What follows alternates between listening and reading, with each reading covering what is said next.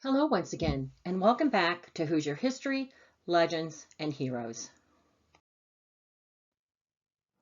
In this video, we're going to talk about another Medal of Honor recipient from the state of Indiana.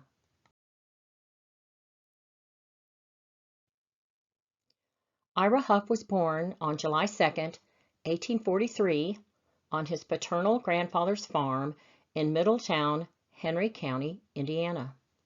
The newborn baby would be given the name of his grandfather.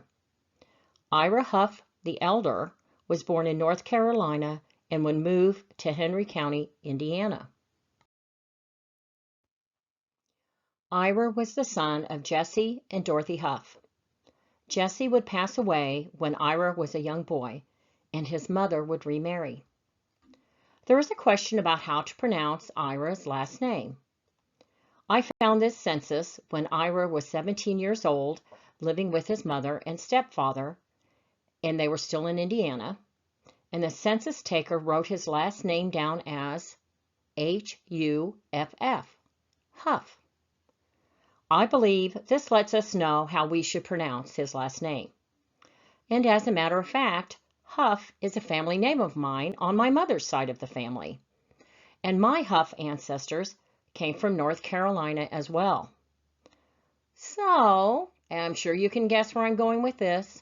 I'm actually hoping that Ira Hough is an ancestor of mine.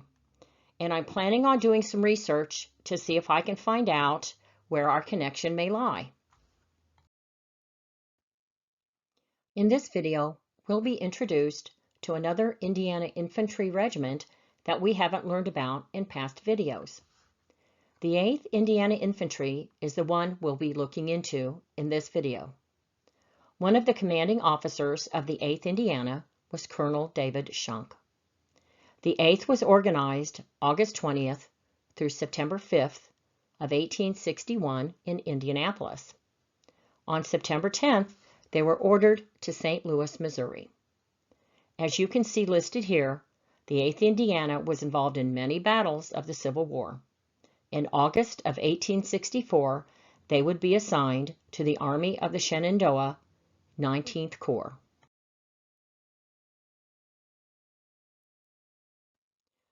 Ira Hough would enlist on May 20th, 1864. He was 20 years old, just weeks away from his 21st birthday. He would be assigned to E Company, the 8th Indiana Infantry.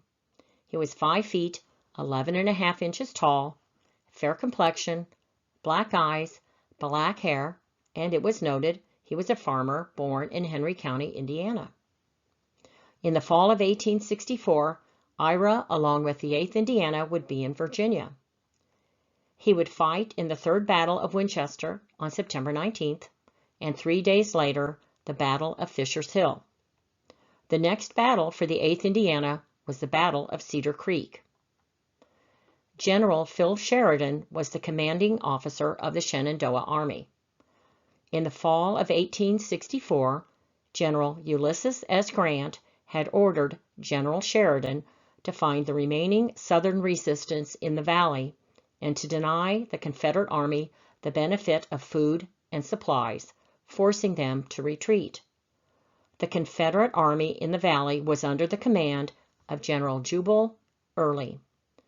General Early's army had not been able to slow down General Sheridan's army, and by October, the Union had several military victories over the Confederates. In the early morning hours of Wednesday, October 19th, 1864, a dense fog blanketed the whole vicinity of Cedar Creek, making everything at a distance of 50 yards impossible to be seen. Confederate General Jubal Early picked this time for a surprise attack on the Union Army, hoping to push General Sheridan's army completely out of the Shenandoah Valley.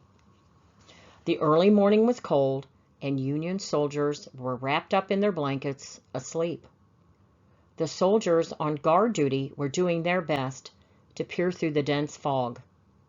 The attack started off in a slow manner to draw attention to one side of the Union line with gunfire between the North and the South lasting for about 20 minutes, and then the firing would stop. After the gunfire had awakened thousands of sleeping soldiers, and then with everything growing quiet again, the Union soldiers would go back to sleep. When 4 a.m. came and the fog was at its thickest, General Early knew this was the time for the real attack to begin. The Union Army was caught completely by surprise. General Sheridan was about 15 miles away. He was still in Winchester. The Confederate attack was successful, pushing the unsuspecting Union lines back by miles. Things looked dire for the North, and the South was definitely winning the day. Around 10:30 in the morning, there appeared to be a lull in the fighting. General Sheridan, after having been notified of the fighting at Cedar Creek, would ride hard to the battle. Sheridan would arrive at nearly 11 a.m. on the field, and he immediately took command of the army. As he had passed soldiers on the road, the men would cheer, and he would raise his cap to them, telling them that all was right, and for them to go back where they had been earlier that day. By sunset, he intended to be making his headquarters where they had been that very morning. When the general's escort came up from far behind, the soldiers laughed at them for not being able to keep up with the general, and his escort would reply, "The devil might keep up, but that they could not." As word spread that General Sheridan had arrived, the soldiers would find new courage and energy and just knew that the tables would be turned, and this would turn into a victory for the North. Around 1:30, General Sheridan began his drive to push the Confederates back. The 19th Corps would find themselves at the front of the Union lines, and they were the first to start the push of the Southern Army. Private Ira Hough was among the 19th Corps. The day that had started out looking like a great victory for General Early's army had made a complete about-face after the arrival of General Sheridan. After Sheridan's rallying of the troops, this would turn the day into a Union victory. During the afternoon fighting, Private Ira Hough would take a flag from the Confederates. This act of heroism would earn him the Medal of Honor. Printed in the Altoona Tribune on October 29, 1864, is the address Confederate General Early made to his soldiers. As I am sure you can guess, he was not happy. He let them know that he had hoped to congratulate them for a splendid victory after the surprise attack, and that they were able to push the Union Army several miles back. But, he will say, I have the mortification of announcing to you that by your subsequent misconduct, all the benefits of that splendid victory were lost, and a serious disaster incurred.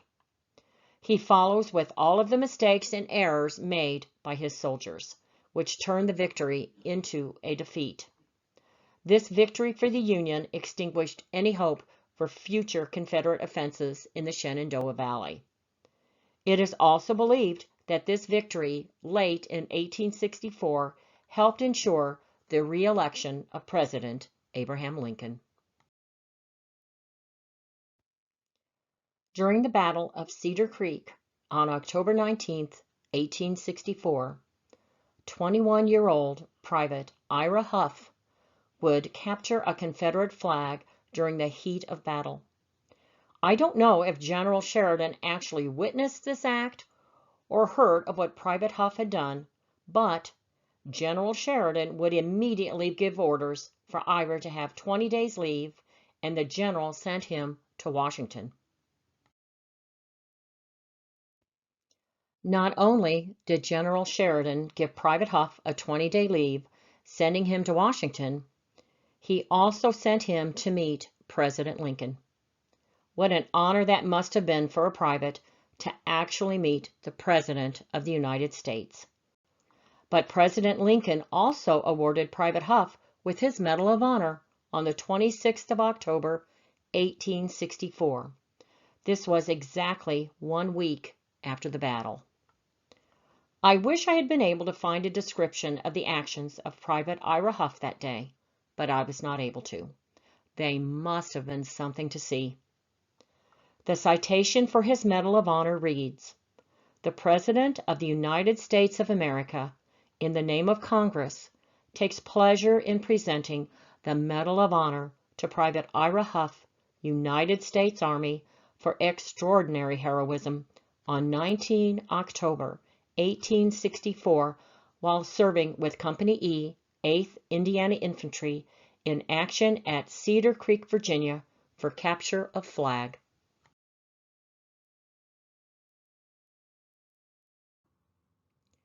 Ira was honorably discharged on August 28, 1865, and would return to Henry County and to farming. He would marry Elizabeth Moore on January 14, 1868, and the first 2 of their children would be born in Henry County. They would eventually move to Florida. In the 1910 census, it shows that at the age of 66, Ira is a widower living with his son Jake and his family. On July 17, 2000, the Board of Commissioners of Henry County honored Ira Hough, a native son, for his gallantry in combat. Ira would pass away on October 18, 1916, in Chipley, Florida. He is buried next to his wife Elizabeth in the Salem Methodist Cemetery in Graceville, Florida.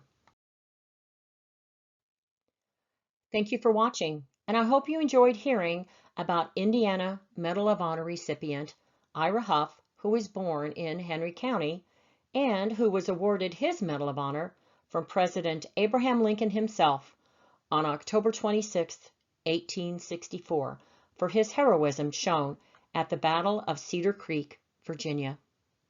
Please show your support for this channel by subscribing. Also like, share, and leave a comment. Be sure to click on the notification bell so that you will be notified when the next Hoosier History, Legends, and Heroes video is uploaded. Until next time,